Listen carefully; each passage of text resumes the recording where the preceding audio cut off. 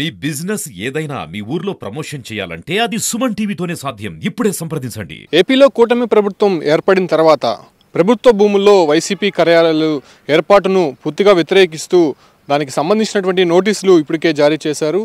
ఏపీలో ఉన్నటువంటి 26 జిల్లాల్లో వైసీపీ కార్యాలయాలను ఏర్పాటు చేస్తోంది.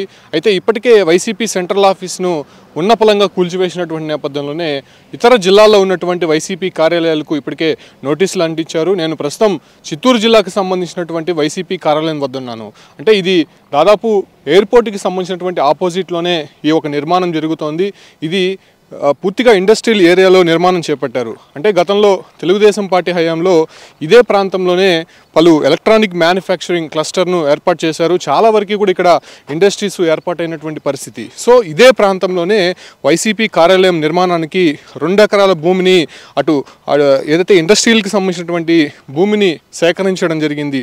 ఇది కంప్లీట్గా శ్రీకాళహస్తి నియోజకవర్గం రేణిగుంట మండలానికి సంబంధించినటువంటి జీపాలెం పంచాయతీ కుర్రకాల్వ రెవెన్యూ రికార్డ్స్కి సంబంధించినటువంటి భూమిగా తెలుస్తోంది. అయితే ఈ రికార్డ్స్ ప్రకారం 2022న డిసెంబర్ 20వ తారీఖున ఈ ఒక్క భూమిని ఈ ఒక్క కార్యాలయానికి కేటాయిస్తూ అనుమతులు అయితే జారీ అయినట్టు తెలుస్తోంది. అయితే ఈ సర్వే నెంబర్లు ఒక్కసారి చూసుకుంటే 2022న ఇచ్చినటువంటి దాని ప్రకారం 219/15, 219/16 సర్వే నెంబర్కి సంబంధించినటువంటి భూమిగా తెలుస్తోంది. ఇది 2 ఎకరాల స్థలంగా తెలుస్తోంది. అయితే రాష్ట్ర వ్యాప్తంగా 26 జిల్లాల్లో సేమ్ ప్యాటర్న్తో వైసీపీ కార్యాలయాలు అయితే మాత్రం నిర్మాణం జరుగుతోంది. మనం చూడొచ్చు కంప్లీట్గా ఇక్కడ 2 వైసీపీ కార్యాలయానికి సంబంధించినటువంటి హాల్స్ కనిపిస్తున్నాయి. దీని లోపల అదే తరహాలోనే కొన్ని రూమ్స్ అయితే కనిపిస్తూ ఉన్నాయి.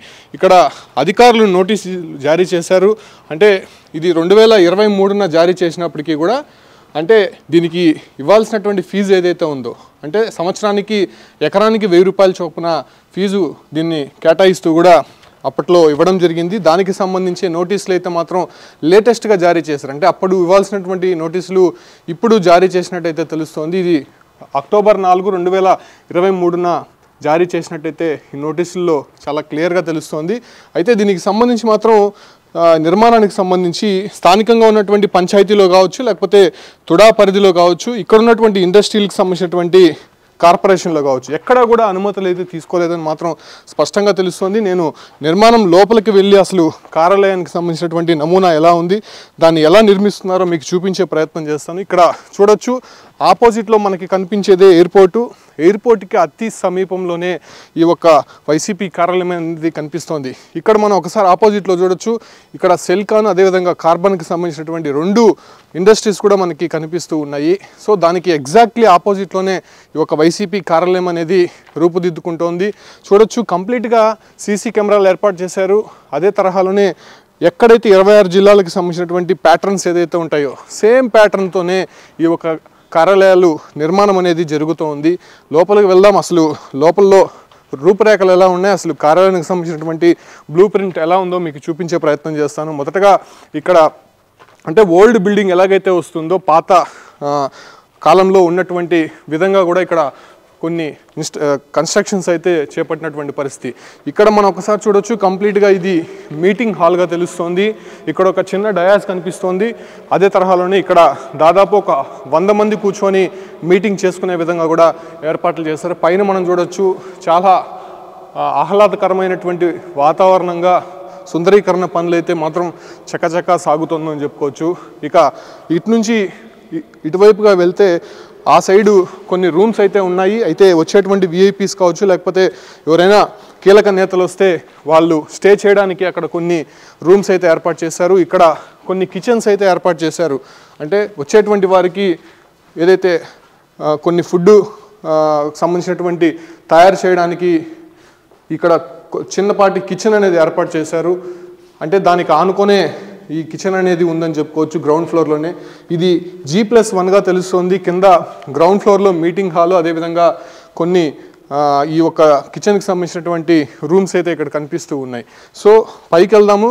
పైన ఎటువంటి రూమ్స్ ఉన్నాయి ఏంటి అనే విషయాలు తెలుసుకునే ప్రయత్నం చేస్తాను. కంప్లీట్గా ఇది ఇండస్ట్రియల్ క్యారిడార్కి సంబంధించినటువంటి భూమిలోనే నిర్మాణం చేపట్టారు. కంప్లీట్గా అన్ఆథరైజ్డ్గానే ఎటువంటి అనుమతులు లేకుండా నిర్మాణం చేపట్టారని చెప్పి కూడా తెలుస్తోంది.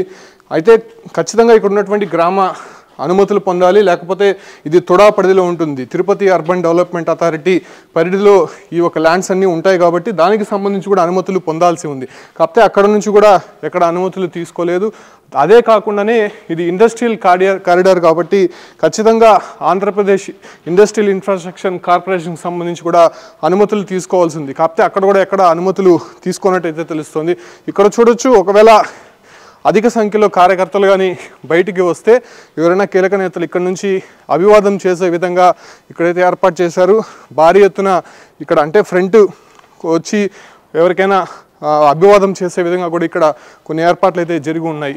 ఇక్కడ మనం చూడొచ్చు, ఒక రూమ్ అయితే ఏర్పాటు చేశారు. అయితే ఇది కూడా చిన్నపాటి హాల్గా తెలుస్తుంది. ఈ హాల్లోనే ఇప్పటికే వుడ్కి సంబంధించినటువంటి కొన్ని ఎక్విప్మెంట్స్ కూడా తీసుకొని రావడం జరిగింది. నిర్మాణాలు అయితే చాలా వేగంగా జరుగుతున్నాయి. కాకపోతే నోటీసులు ప్రస్తుతం జారీ చేశారు కాబట్టి ఎలాంటి యాక్షన్ ఉండబోతుందో చూడాల్సి ఉంది. పైన చూడొచ్చు, సెంట్రల్ ఏసీకి సంబంధించి అన్ని ఎక్విప్మెంట్స్ కూడా ఇప్పటికే స్టార్ట్ అయ్యాయని చెప్పుకోవచ్చు. వుడ్కు సంబంధించి కావచ్చు, లేకపోతే కింద టైల్స్ ఆ వర్క్ అయితే మాత్రం చాలా ముమ్మరంగా జరుగుతుందని చెప్పుకోవచ్చు. ఎలక్ట్రిక్ సంబంధించినటువంటి వర్క్స్ కూడా చాలా వేగంగా జరుగుతున్నాయి. ఇది 2 ఎకరాల స్థలంలో నిర్మించినటువంటి పరిస్థితి కనిపిస్తోంది. అంటే 33 ఏళ్ల పాటు లీజుకు కేటాయిస్తూ 2022 డిసెంబర్ 20న అప్పటి ప్రభుత్వం జీవో నంబర్ 757ను కేటాయించింది. సో అప్పటి నుంచి కూడా నిర్మాణాలు అయితే మాత్రం చాలా వేగంగా జరుగుతున్నాయని మాత్రం చెప్పచ్చు. అదే ఈ ఒక్క ప్రాంతంలోనే దాదాపు 1 ఎకరా 5 కోట్లకు పైనే పలుకుతోంది.